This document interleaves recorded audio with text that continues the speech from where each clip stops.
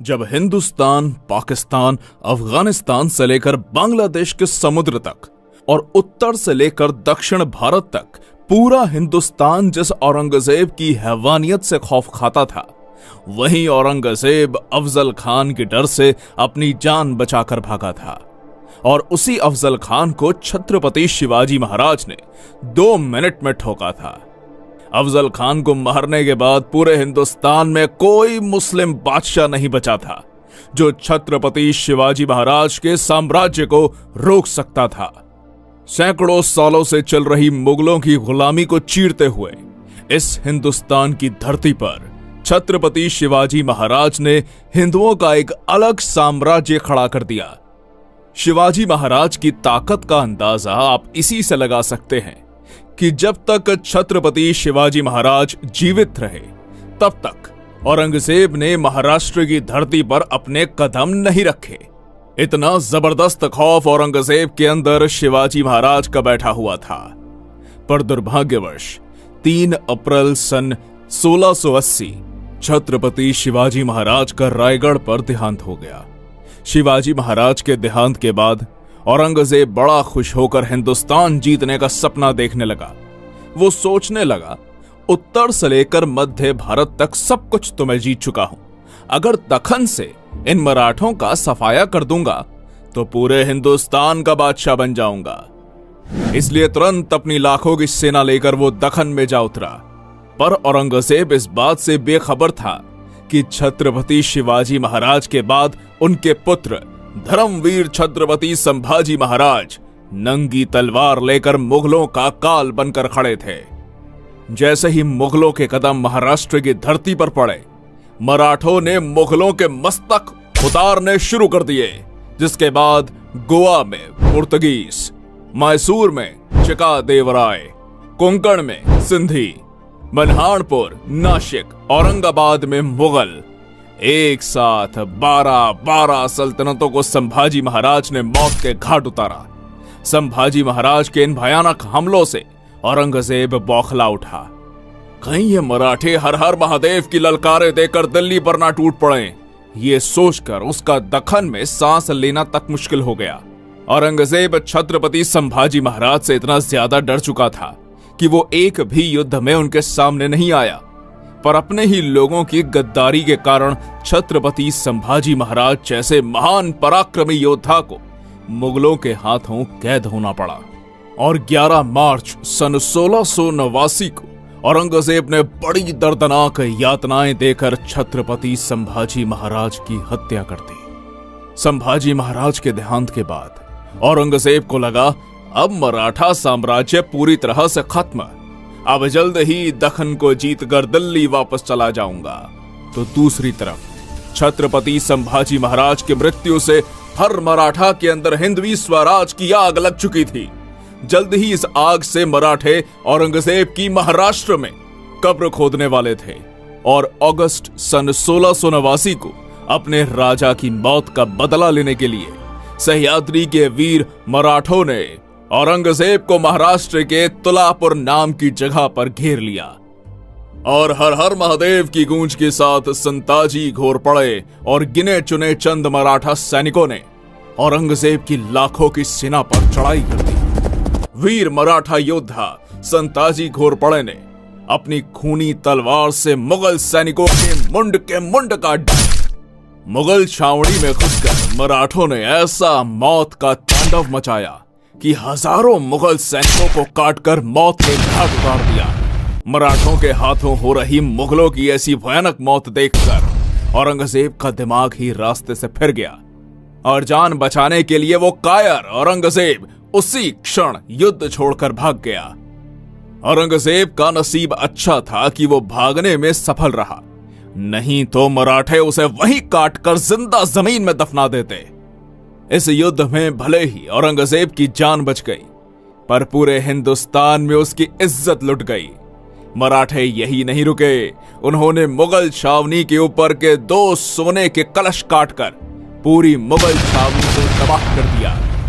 जिस औरंगजेब की क्रूरता और कट्टरता के कारण पूरे हिंदुस्तान के राजे महाराजे थर थर कांपने लगते थे, उसी औरंगजेब को मराठों की खौफनाक सेना ने दौड़ा दौड़ा के मारा। तुलापुर में हुई शर्मनाक हार से औरंगजेब पूरी तरह टूट चुका था। इसलिए मराठों से बदला लेने के लिए उसने दक्षिण भारत के सबसे ताकतवर सरदार कासिम खान को आदेश जारी किया। अब कासिम खान ने संताजी घोरपड़े को पकड़ने के लिए कर्नाटक के तलाकू गांव में एक मजबूत घेरा बनाकर मराठों का रास्ता रोक लिया। पर मराठे भी कहां रुकने वाले थे। मराठों ने कासिम खान के इस घेरे को तोड़कर और मुगलों की छाती को चीरकर कर्नाटक के तलाकू गांव में जबरदस्त मारकाट मचा दी। मराठों के अग्नि बाण मुगलों की छाती को चीरते हुए आर पार निकल रहे थे। मुगलों की मौत का यह खूनी मंजर देखकर कासिम खान की धड़कनें तेज हो गई और मराठों के डर से मुगल सेना को लेकर वो दोड्डेरी के किले में जाकर छुप गया। मराठों के पराक्रमी योद्धाओं ने दोड्डेरी के किले को चारों तरफ से घेर लिया। अब मराठा सरसेनापति संताजी घोरपड़े ने अपनी चाल चली और किले के दरवाजे को बाहर से बंद करके हजारों मुगल सैनिकों को कैद करके मार डाला। जो भी मुगल सिपाही किले से बाहर आने की कोशिश करते, मराठे बंदूक की गोलियां चलाकर उन्हें मार डालते। एक तरीके से देखा जाए तो मराठे उन्हें तड़पा तड़पा के मार रहे थे। किले के अंदर खाने के लिए कुछ भी ना होने के कारण घोड़े, हाथी, कुत्ते जैसे जानवर मुगलों ने मारकर खाए। और यहां पर ध्यान देने वाली बात यह है कि जिस कासिम खान को औरंगजेब ने मराठों को मारने के लिए भेजा था, उसी कासिम ने मराठों के डर से किले के अंदर फांसी लगाकर खुदकुशी कर ली। पूरे हिंदुस्तान के इतिहास में मुगलों का ऐसा हाल कभी किसी ने नहीं किया जितना मराठों ने मुगलों का दोड्डेरी के किले में किया। अली मर्दान खान, रुस्तम खान, खुदाबंद खान, हसन अली खान जैसे अनेक ताकतवर योद्धा दिन रात एक करके मराठों का पीछा करते, पर मराठों ने औरंगजेब को नहीं छोड़ा तो भला ये मुगल सरदार मराठों का क्या उखाड़ लेते। उत्तर में उज्जैन से लेकर दक्षिण भारत में मछलीपट्टनम तक मराठों ने मुगल सेना को काट काट कर ऐसा कत्लेआम मचाया कि दक्खन से मुगल सल्तनत का सफाया कर दिया। इधर औरंगजेब विशालगढ़ को घेरा बनाकर बैठा था, तो उधर मराठों ने बुरहानपुर में घुसकर पूरे शहर को तबाह कर दिया। बुरहानपुर के सूबेदार बैदर बख्त और अली मर्दान खान को पकड़कर मराठों ने उनके शरीर के कपड़े छोड़कर सब कुछ लूट लिया। कहा, रोको इन काफिर मराठों को। उठते बैठते जागते सोते सब तरफ मराठे ही मराठे नजर आते। या अल्लाह, होंगे कामयाब या ऐसे ही लौटना पड़ेगा खाली हाथ। ऐसा चिल्लाते चिल्लाते औरंगजेब का महाराष्ट्र में दम घुट रहा था, पर मराठे रुकने का नाम ही नहीं ले रहे थे। ना पराजय की चिंता, ना मौत का डर। मराठे सिर्फ एक ही बात जानते, उड़ाने मुगलों के सर। अब बारी थी मुगलों के घर में घुसकर। इसलिए वीर मराठा योद्धा धनाजी जाधव ने 80,000 की मराठा फौज इकट्ठा करके 4 मार्च सन 1706 को गुजरात पर चढ़ाई कर दी। गुजरात के रतनपुर के युद्ध मैदान में धनाजी जाधव ने अपनी तलवार से ऐसा कत्लेआम मचाया कि नर्मदा की बहती धाराएं भी मुगलों के रक्त से लाल पड़ गई। इस घमासान युद्ध में जो भी मुगल सैनिक मराठों के हाथ में आते, मराठे उनकी गर्दन काटकर सीधा अल्लाह के पास पहुंचा देते। आधी से ज्यादा मुगल सेना मराठों के खूनी तलवार से कट चुकी थी। अनेक जिहादी रणभूमि छोड़कर भाग रहे थे। कुछ नर्मदा नदी में कूद गए और बाकी बची हुई मुगल सेना को मराठे घसीट कर ले गए।